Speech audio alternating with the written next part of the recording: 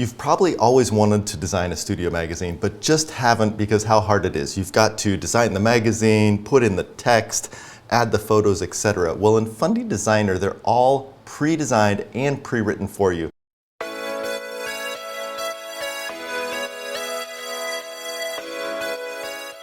So let's dive in and I'll show you how to design a studio magazine in a matter of minutes.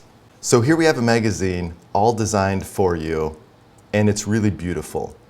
To design your own studio magazine, first go up to the design library and click Download Studio Magazines, and you'll see a ton of pre-written studio magazines for you.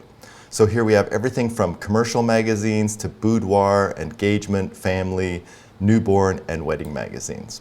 Once you've downloaded those, they're in your library on your computer.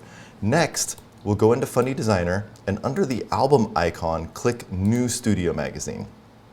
Now you can design a studio magazine with our direct partners, Miller's or Graphy Studio, or just choose a generic size because they're standard across all labs around the world and in the United States.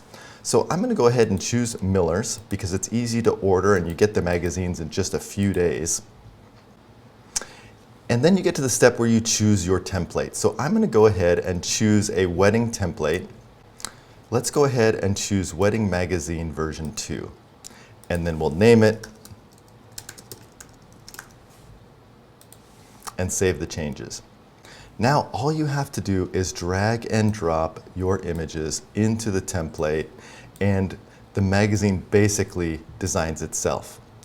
All of the text is pre-written and you can edit that text and make it yours or leave it mostly like it is.